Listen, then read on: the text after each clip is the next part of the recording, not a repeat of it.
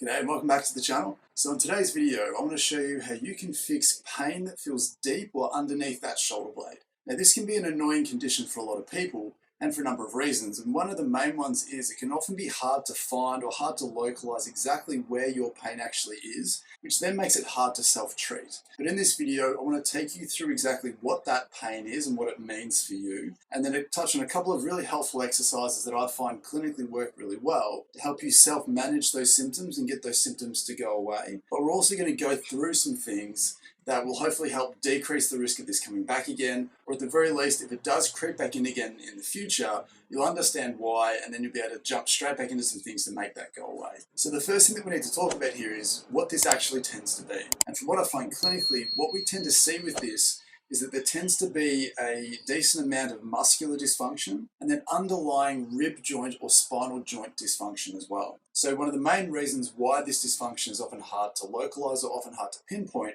is that when your shoulder blades are retracted, when they're sort of closer together, it tends to bunch up a lot of the soft tissue in the area, and it tends to hide some of the ribs underneath and the rib joints underneath. But when we tend to protract that scapula or get those scapula to move further apart, we can put a lot of that ultimately hidden musculature on stretch, which makes the dysfunction more obvious to find, but it also allows us better access to the stiff or dysfunctional rib joints underneath in order to make some specific changes to your symptoms. So what we tend to find is that this issue tends to be a legacy of that hidden underlying rib joint or thoracic spinal joint dysfunction, whether that's stiffness, tightness, potentially overloaded and irritated tissue. Then on top of that, there's often a whole range of often long-term muscular dysfunction in the form of tightness or restricted tissue that can also become tender and sensitive on top of that.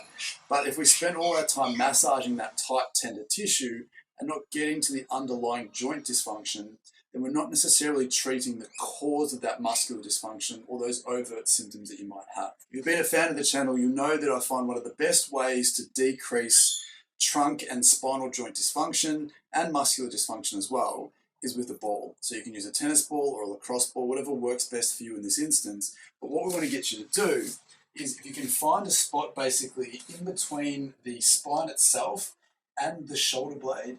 And again, if that shoulder blade is further away, it tends to open up that tissue a little bit better, making it easier for you to locate that hidden sort of underlying dysfunction that you need to find. I'm going to place the ball in that area, and we just want to get you to lie down comfortably on the ball and see if you can find an area that feels a little bit tender or at least reproduces your symptoms. Now, what's really important to understand here is that if you've got a fair amount of muscular tenderness or muscular dysfunction, it may be very tender to push through.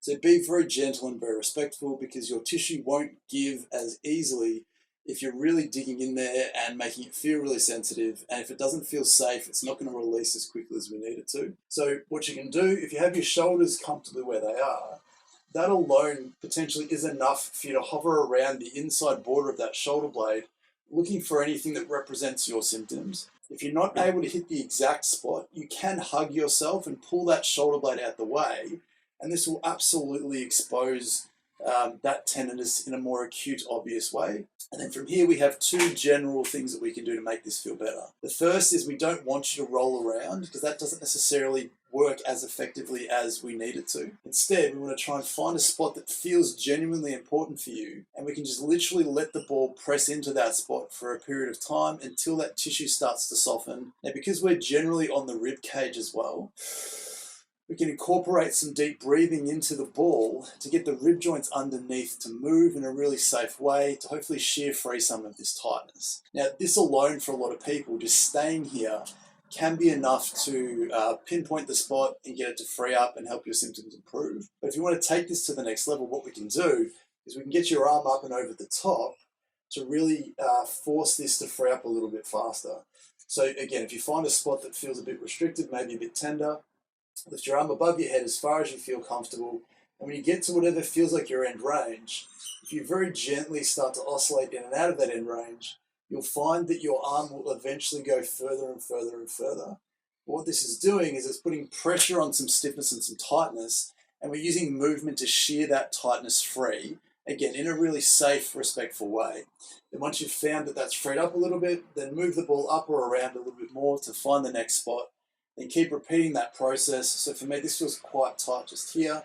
But then as you can hopefully see, after a very short amount of time, my arm starts to move a lot better and starts to free up that exact part of my tissue. But what I want to make sure that you do here when you're doing this exercise is make sure that you're not just focusing on the exact area that feels symptomatic to you, but just make sure that you're working inside of that. If you can work further outside of that as well, please do. Definitely work above that or below that as far up and down as you feel you need to until you stop finding areas that feel stiff and tight. So the second exercise that we can do here involves using a power band or a stretchy band tied to something that's not going to follow you. The reason for this is we're going to put you in a position to try and stretch out that tissue and then use a proprioceptive technique to get that tissue to instantly free up and desensitize as quickly as possible. So a great way to do this is if you can slide your hand into the band, hold that band. What we want to do here is we're going to come back and pull back on this band as far as we can, distracting that shoulder, sort of pulling that shoulder blade away from your back a little bit. We're going to pull and rotate that arm up just to create some external rotation so we have a really stable shoulder joint to allow more movement to go through your shoulder blade. And what we want to do is we want to rotate away from the band, towards the arm that we're stretching, and as we're leaning forwards, what you'll hopefully find is you'll feel a really good stretch through a lot of the musculature that tends to attach to that shoulder blade. And again, you can go as far into this as you feel comfortable. And then the idea here is once you've found something that feels a little bit tight, we want to try and engage those tight spots so that the brain becomes activated at the same time. So you can just tense all the muscles in your shoulder, even gently pull back against the band a little bit, make that tight tissue activate and tense up. The idea being is that when you hold this for about 5 or 10 seconds and then you gently release that, your brain also reflexively relaxes that tissue to the point where you should feel you can go a fraction further into the stretch than what you could before. So we want to keep doing this stretch for about a minute or two, or for as long as you feel comfortable doing that. But then afterwards, you should immediately feel like there's more range of motion, less tightness around the back there. So again, this is a really good way to try and get that overlying muscular tightness, often that tightness which is hidden by your shoulders being back, and expose that tightness and then respectfully ask that tissue to give in a really short amount of time. So once we've taken some steps to try and decrease some of the overlying muscular tightness and the underlying joint stiffness with a ball and a band, the next thing we want to do is have an eye for the future a little bit more and provide you with some strengthening exercises to improve the condition of that area. One of the best exercises for this, one of 2 exercises, is simply just a rowing exercise. So if you have a band or some cables or some hand weights, it doesn't matter how you do this, but the idea is that you're up nice and tall and we're using some resistance in a rowing type motion. But the goal with this exercise isn't to pull your hands towards your trunk, it's to squeeze your shoulder blades together as you're pulling the band back. Now some people, if they're lacking some shoulder mobility, should stop when they bring their elbows level with their trunk. This will allow you to squeeze your shoulder blades together better. If you find that you're lacking some shoulder mobility and you just think about pulling your hands towards your trunk, and as your elbows go further back, it can be easy for your shoulders to dump into an unideal position, which then makes it a lot harder to squeeze your shoulder blades together. So if you're finding this a little bit awkward, if you bring your elbows just to your side and then squeeze your shoulder blades as you go, you're welcome to pull your elbows further and further back so long as you don't feel like you start dumping into that position. Now, in terms of a dosage, we want to make sure that we're getting you to fatigue those tissues without losing good technique. So you need an amount of resistance on the band that you feel sufficiently fatigues your shoulder blades in your back after about 10 to 15 reps. You want to come back and do that a couple of times, maybe 2 or 3 sets, to the point where you fatigue that tissue enough that you're telling your brain and nervous system that it isn't strong enough, so that the next day it comes back a little bit stronger and then you're better able to support that tissue. Now, the other exercise that we can do for this, another way that we can strengthen this tissue, is with a horizontal extension exercise. So if you take the same band and have enough tension on the band, so this is a challenge, again, if you're up nice and tall with your arms out straight at about belly button height, I can get you to take your arms out in an arc. Now, a lot of people tend to lock their arms in and rotate it and turn it more into a rotator cuff exercise. We don't want that. We want your elbows out straight. We want your elbows to wrap around you just as much as those shoulder blades are at the back. And you should feel that you can really engage those muscles through your shoulder blade a lot better. Now, the key with this too is as you're coming around, you don't want to feel like you're sticking your chest out at all. You're gonna make sure that your trunk stays completely stable, so that when you do this, it's just your shoulder blades wrapping around your upper back with your arms as you're sort of horizontally extending. Now, just make sure that you're working hard enough to feel some fatigue. You may find some fatigue through the back of your shoulder as well, but we just want enough resistance so that you feel you get that fatigue again after 10 or 15 reps. Again, to tell your body that it's not quite as good as what you need it to be, so that it comes back a little bit stronger. And so the final thing that's really important to understand when trying to solve that pain underneath the shoulder blade is we need to have a conversation about why it's actually there in the first place. Why have those particular muscles that you found with the ball and the stretches become tight?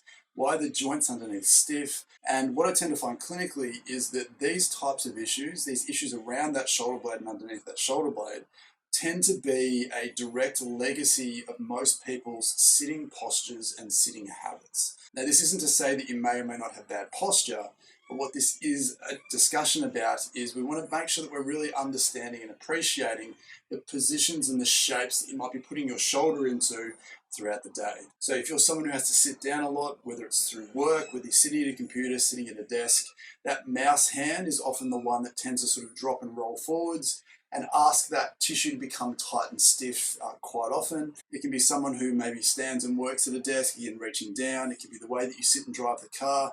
It can also be how you'd like to sort of sit in the couch. If you sort of sit in and across into the arm of the chair and you lose that good shoulder position, as soon as you feel like your shoulders start to drop and roll forwards, all of a sudden the weight of the arm, the weight of your entire shoulder complex tends to hang off your upper back and your neck. So if this is an area that's become chronically a problem for you, whether it's chronically sore, chronically tight, chronically uncomfortable, we can't expect you to completely fix this long term until you start to rewire your thinking and rewire your habits around that shape. So again, if you're up nice and tall and have your shoulders comfortably back, we need to make sure that that is the position that you base your day-to-day function from. So if you're at the computer, we can't let your elbows sneak away. We can't let them sneak away from your side. We need to make sure that when you're up nice and tall and your shoulders are back, that those elbows remain at your side. Whatever you tend to do day to day, whether you're playing an instrument or it's something for work, or it's, say you're playing on a computer or you're using an Xbox or a controller, we need to make sure that you're doing that from a position where your shoulders aren't consistently being overloaded for hours at a time, weeks of a year, years over the course of your lifetime. So if we can get you to start thinking about those positions as well, then as you add strength around those shoulder blades and you keep removing the long-term hidden underlying tightness and stiffness that tends to support this dysfunction, then we can start to have a conversation about this never coming back again. So I genuinely hope that was insightful and helpful. If it was, please consider leaving a like rating down below. Subscribe to the channel if you're new. If you found this genuinely helpful, please consider leaving a super thanks donation in the video.